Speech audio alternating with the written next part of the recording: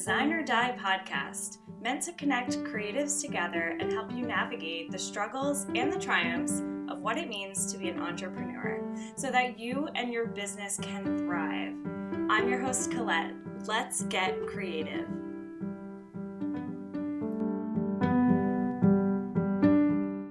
All right, I'm here with Lauren of Golden Vibe Gifts. And Lauren, I actually met through TikTok. She posted, or someone tagged me in something about her needing a website designer to rebrand her website. So I did that for her. So welcome. Thank you for having me. I'm so excited to talk about kind of my business with you, and happy to be here. Happy to have you. So talk about your business, what you do. What is your business? So I own Golden Vibe Gifts, which is a small business that where I sell sustainable suncatcher propagation jars and plant hangers. So I graduated from college in June 2020, kind of during the height of the pandemic, and was spending a lot of time at home. And probably like many people was on TikTok a lot at that time. And I came across another artist, Sacraluna jewelry. She makes really stunning crystal sun catchers, the kind with the tower or the sphere inside. And I was really inspired by the energy, the kind of the ambiance and aesthetic that the rainbows brought into her space. And so I was like, I tried to get one of her pieces, and every time she was sold out. And so I was like, okay, every time she had a drop, she would immediately sell out. And I was like, well, I guess I'll give it my shot at making my own from thrifted items. And so I used an old wind chime that I found at a thrift store and some vintage chandelier prisms, and kind of started with that. But I also had been collecting houseplants at this time. And so I had a ton of houseplants, and I needed a way to expand my propagation system for them. So I needed something that would kind of blend with the aesthetic of my house and not just look like a bunch of jars everywhere. Oh, that's so cool. Yeah. And so I decided to kind of take that original idea of my thrifted little sun catcher and combine it with jars. And I made a sun catcher propagation jar. And so that was the first prototype there. Yeah, from there, it's just kind of taken off. So that's awesome. And it came from kind of your own necessity. You're like, I want this for my house. And then you're like, other people probably might want this. That's so cool. Yeah, exactly. I was tired of having, because I feel like, especially when we were all spending so much time at home, having an aesthetic place to be in that makes you happy and makes you feel warm and cozy is super important for our mental health too. Definitely. And so that's kind of how I started, collecting houseplants too. I really liked the energy and the greenery that brought into my space. And so it started with just decor. And then once I got my first 5 houseplants, I started becoming obsessed with how to care for them, and the fact that each variety has its own different needs, and kind of wanting to, I feel like that just, took over my life in 2020. So it definitely came from necessity. Oh, that's cool. And I thought you've been doing this for ever, as far as being a plant, owner, and because you have such amazing things that I didn't know. Because I used to, I first started, collecting houseplants when I was in college, and it was kind of the same thing. I was renting places, and I lived with other people, so there wasn't that much I could incorporate of me into it. So I started getting houseplants to have something to take care of, and something to brighten your space. And post so many facts about it and things I haven't learned. So it's I thought you were doing this forever. You're an expert. I think that a lot of people who started collecting during the pandemic became very obsessed with it. Yeah. And plant culture and the plant community really took off. It was an ADHD hyperfixation type of thing. And I decided to learn everything and anything I could about them. And that just continues with each new plant I get too, which is fun. I love that. I love being able to grow something from nothing and then make more. Yeah, exactly. And that's, the whole idea of propagation is you have your one plant, but it's put out so many little baby plants that you can, take a snipping and put that in water and create a whole new plant.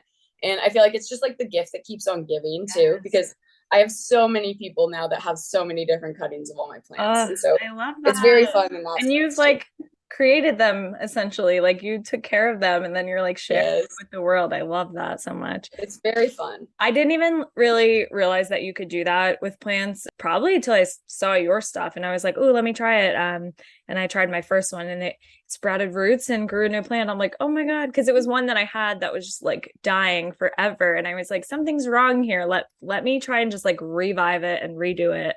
I think it was a Monstera plant. Yeah. Yeah. Oftentimes, and Monstera, some plants like can just live in water too. That's a nice part too that I think, people don't realize is if you're maybe, you don't really have a super green thumb, you're not sure what's going on under the soil, just cut it off and stick it in water and see what happens. I know I've been like sharing now that I live like in a neighborhood with like a lot of people that are into nature and planting. If I have like a surplus, I'm like, come get some mint. Like I have so much extra and I can like share it with the neighborhood, which is so fun. And then they can replant it. And Yes. it really does just keep growing and giving. Yeah. So where do you draw inspiration from? Obviously, like you're into plants as far as like designing your pieces. I know like they're thrifted, sustainable. Like what if you're like having a hard time creating a new product, like where do you get your inspiration? Yeah, I would say, as I like mentioned before, I think that feeling comfortable in your space and being happy with your aesthetic is like a really important thing for mental health. So first off, I try and like create pieces to fit like every different aesthetic. I kind of range out of my own comfort zone too, which is fun. Like things that I wouldn't necessarily, darker colors like blacks and silvers, where I'm much more of a gold color palette kind of lady. And so that's fun. And I definitely find inspiration in that and trying to kind of explore in that sense. And I would say I feel like really I'll see something and sometimes have an immediate idea. It's like definitely like just a huge wave of inspiration, when I see something. Mm-hmm. And then sometimes I'll have to just like hold on to a piece for a while. If it's kind of more, I know it'll be cool down the line, but I don't necessarily have the things that will fit with it at home. But then, I'll a couple months down the road, I'll find a really cool pendant or a glass that fits perfectly in this metal holder. And like, I'm like, oh, that's it. That's what's going to make the piece. And I also really like drawing on inspiration from my friends. I try to draw inspiration from my friends and followers too. I really like asking people for their opinions and like bouncing ideas off of each other, because usually in my experience, more minds is better than one. So yeah, definitely. And you're like adhering to different styles and reaching out to. Yeah, I want to know like what people like and what people, because that helps inspire my creativity. Right. If I have a kind of general vibe I'm going for. Yeah, I love it. And I saw too, like your space is just filled with all of these. Like I love that your space is your work. Like that is you. Yeah, and that's like all I want is for other people to like have that. And hopefully one day it would be really cool if I lived in California where the sun would shine for more than 3 months a year. But yeah, where do you live again? Yeah, I'm in Seattle, Washington, and so pretty gray, pretty rainy. But the last couple months have been really, really gorgeous. And the mornings, my whole home is just filled with rainbows, and that's the best feeling. Love that. So that's what I just want to bring other people. Yeah, especially if you live in a place that's like that, like you need ways to like make yourself feel happy and personalize it. Yeah. So talk about like, have you always been into like sustainability and, what can people do, like small things that people can do to really like make a difference in their day to day? Yeah, I think that growing up in Seattle, or I lived in Tacoma when I was a kid, but growing up in Washington in general, I think that like conservation and environmental protection are kind of ingrained and embedded into our culture and our curriculum and stuff. So I learned from like a young age how to like recycle. And I also went to camp, which taught you how to leave a natural space better than you found it. And I think that has like always really stuck with me. And then I'm also an animal person. I had 7 pets growing up. And so I think that having that love for animals just naturally kind of inevitably leads to a love for their environment and caring for that. It's great that you were in a place that places emphasis on that, because I, for one, I grew up with that. Like my parents kind of taught us like always recycle and like, like keep things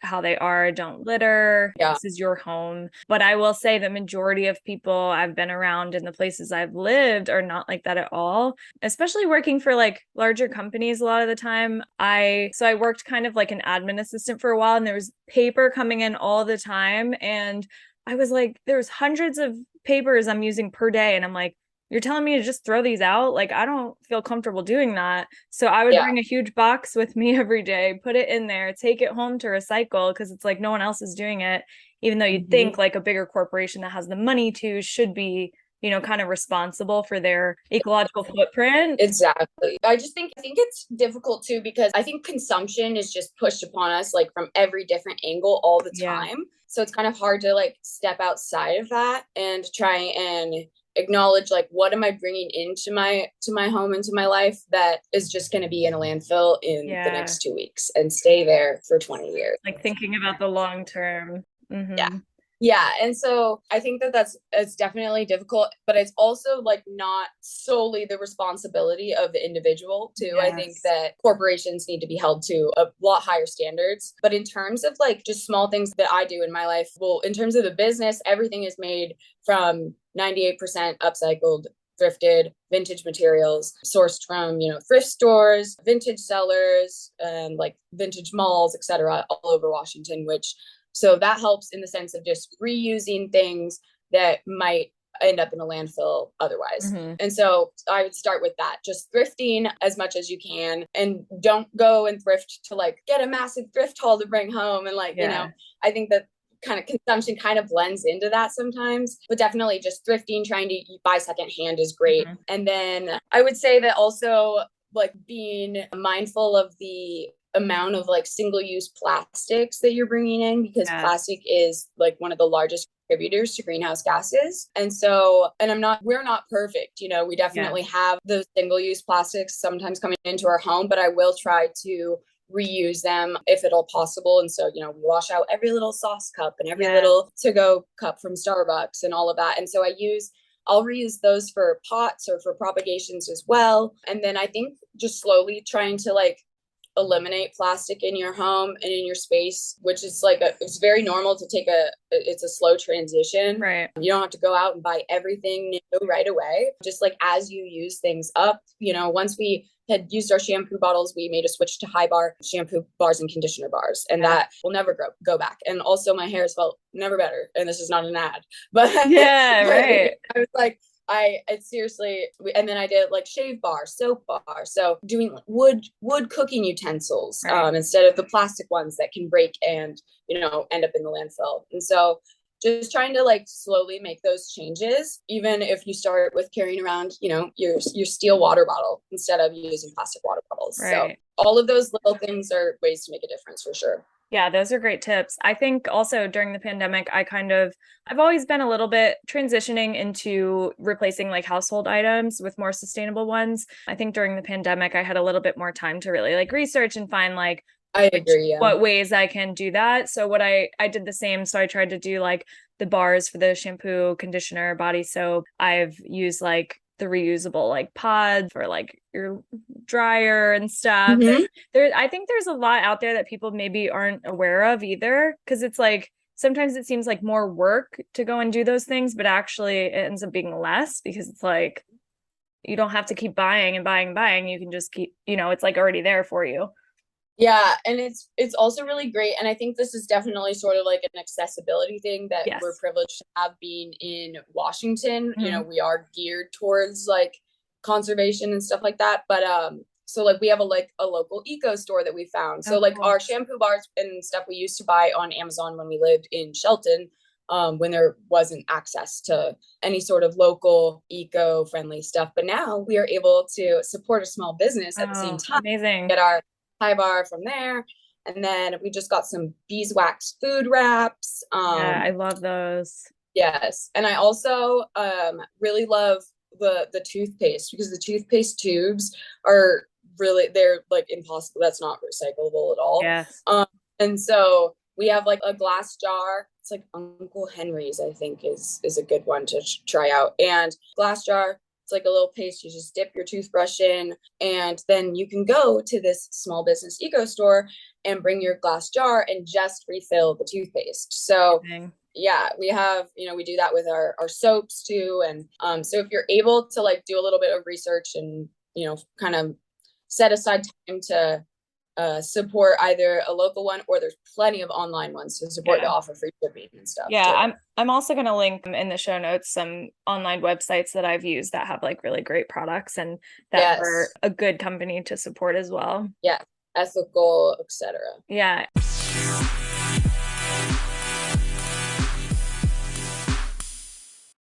If you're thinking about starting a podcast, Anchor.fm is such a great way to start. It has all the tools you need to get you set up, has music you can add, you can record directly on there and create your episodes. So check out Anchor if you're ready to get started on your podcast journey. So obviously, like a lot of people always say they feel like I'm just one person, I can't make a difference. Like what is your take on that? I think that, yes, we are just one person. But I think I've always just kind of lived as kind of spiritual, I guess. Mm-hmm. But I've always had the take that my purpose as a human and on this very large planet, mm-hmm. One of many, is to just leave the planet and the space better than I found it. Yes. And so do in whatever way that looks like, whether you're helping people, helping the environment, animals, etc., doing something to contribute to the betterment. And I think that comes down to, recycling and being conscious of what products you're using and what businesses you're supporting. But I think also that the individual contributes to the collective. And so I think that if we have more individuals caring about their impact, then that will hopefully lead the collective to pressure officials, which will put, the pressure on corporations, which is what we really need. Because yes, we are individuals. So I think that your role, definitely don't discount your role. I definitely think that everybody has a part to play, and it's about building that community and coming together to make change. So exactly. I love that. That's so well said. Thank you. Switching gears a little bit. You had mentioned that you have ADHD, and ADHD artist brain is a thing, especially when it comes to business. Like it does not discriminate for that. No. How does this affect your business and yourself as an artist? So I would say that there are some things that are difficult and some that are more rewarding. I would say one of the difficulties that I experience most often is that I'll start a new project and we'll have 3 on my desk that are unfinished. Mm-hmm. And so I think that along those lines, just like organizing, and I made a TikTok the other day about it, that I kind of came to a realization that I definitely get moments of extreme chaos, but in my mind, the mess makes sense because it's all compartmentalized into different little projects that I have to do. Yeah. So like, I'm scared that if I like put something away, I'll forget about it. Like it makes sense for you. Yeah, exactly. It's like my little compartments of projects / messes to anyone else's eyes. And so sometimes I'll need to do like a little reset. On that same side, I would say that there's like constant influx of new ideas and constant creativity, which is exciting, but also sometimes overwhelming. Yeah, I could see that. Yeah. I also think that like I can get bored if I do. That's why I think that I'm grateful for my business model, even though it might not be the most effective to make sales in the long, because I don't have creations that I can just easily repeat. Mm-hmm. Every piece pretty much unique and one of a kind. But because of that, I get to avoid getting too bored, because if I make a design too many times in a row, my ADHD brain will easily get bored of it and like want to move on from that right away. And so I would say that part is, I mean, it is what it is. And I think that has its pros and cons. Yeah. There's good and bad. And then I also think that with that, the ADHD brain kind of like how I was talking about with plants, the ADHD brain always wants to, at least mine, always wants to learn something new. Mm-hmm. And so I think that it's been helpful because I'm constantly learning something from, the business administration side of things to how to design my products. And I was not really a crafty person at all before Golden Vibe Gifts. I wouldn't really consider myself that. Mm-hmm. Yeah, I would say that I was never satisfied when I would do art. So if I would paint or draw or whatever, kind of a perfectionist in that sense. And so I didn't know shit on shit about jewelry making or anything. And I would take a piece of wire, wrap it around the pliers into a circle, like make a little head basically, and then put the bead on, like a stopper, put the bead on, wrap it around, connect it to the chain. And then I discovered head pins, which are a piece of metal with a little stopper on it that is made for that exact purpose. Oh, so wow. it's like so the slow things. So like I knew nothing and like started for the first like 6 months of my business, made every single piece like that. And then I learned, about all the different little things. So there's tons to learn, which is really, really good for my brain. And I think that other ADHD artists or small business owners probably thrive off of that too. Yeah. I recently discovered I have ADD, and that was like a holy shit moment. I was like, wait, this makes so much sense. Like not only my personal life, but my business too. Like I'm the same way. Like I was doing like resin art and stuff, and I was getting so bored with that. Like I'll have a million. I'll have a million projects. And it's like, instead I'm like, oh, let me start something completely new for 12 hours. Like, and just like, not even interested. Oh yeah, no. And so that's why I've kind of started, expanding a little bit into the jewelry world. I take, all the vintage chains that I have that are too small for me to alter into a sun catcher, or there's just no links at all. It's just like gold chain from so I'll take those and make like vintage crystal necklaces and sun catcher earrings and stuff like that. So I'm having fun expanding in that world a little bit. Yeah, I have some of your earrings that I got for Yes, you have my pride ones, right? Yes, those ones are so fun. So you're essentially propagating your propagation jars. Yes, exactly. That's good. So how did you get into, like, you've been doing a little bit more of like local markets? Like how do you even get those? And what's your favorite one that you've done so far? So I've only done 2 so far, which has been really exciting. I started with the Georgetown Flea Market, which is pretty local to me in Seattle. And it was more of a learning experience and like trial run. I would say it went well, and it was not a bad experience by any means, but I definitely learned a lot. And the second one was really recent. It was the Bellingham Arts and Music Festival, and it was 24 hours, and it was so much fun. So this round, I knew what I wanted for my booth. I kind of had the vision going into it, and I'm so happy with how it turned out. Oh my God, I saw it. It was amazing. Thank you so much.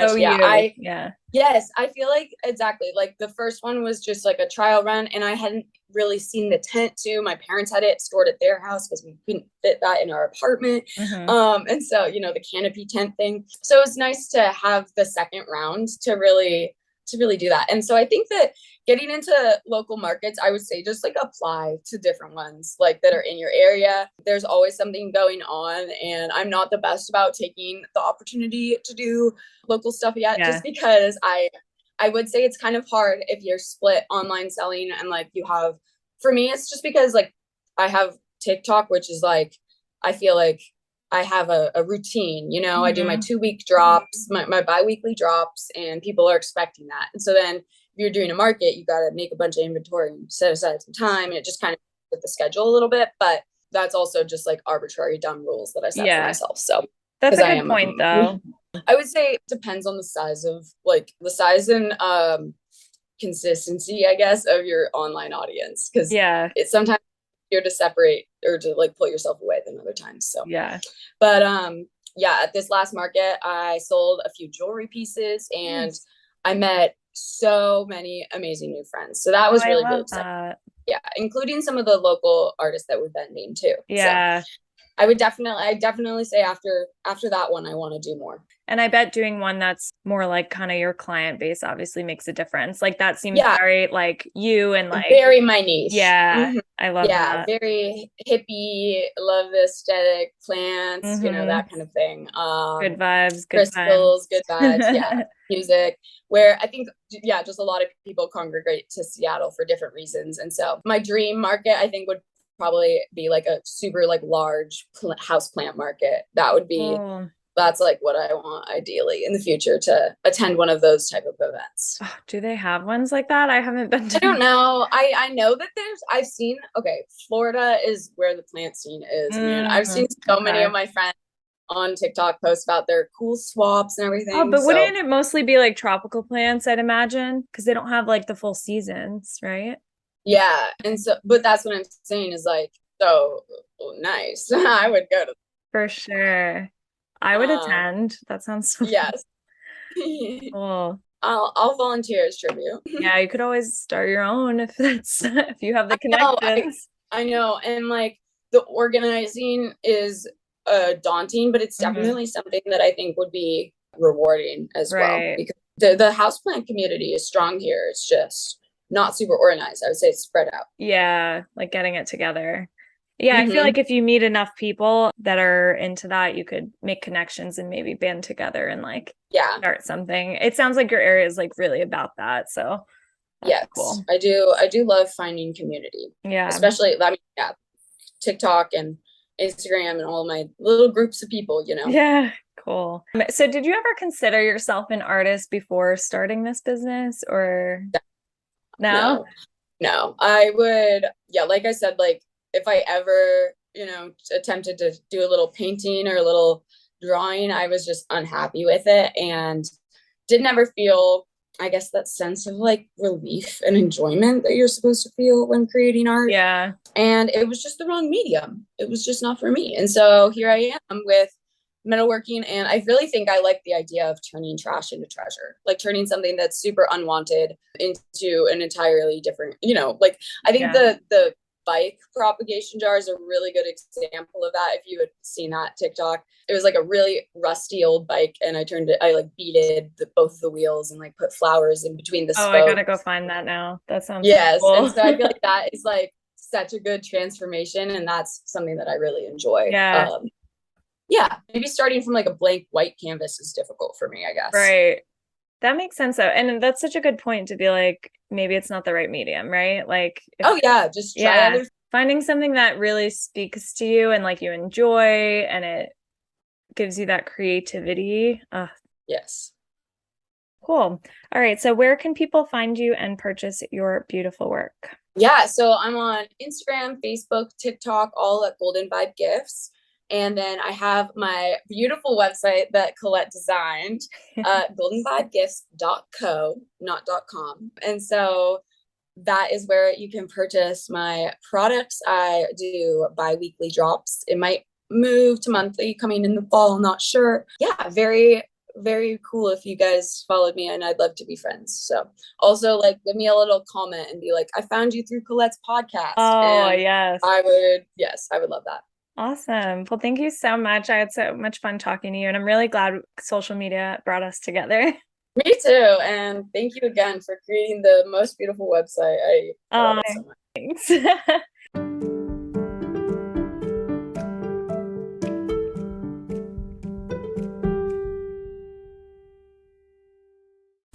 You guys know I love to give you all the free tips and business advice so your business can survive and thrive. And to keep that going, I've created a Patreon account where you can become a supporter and get exclusive content, one-on-one business advice, and ask me all the things. So if you'd like to help keep this thing going, go to patreon.com/design or DIY. Thanks so much.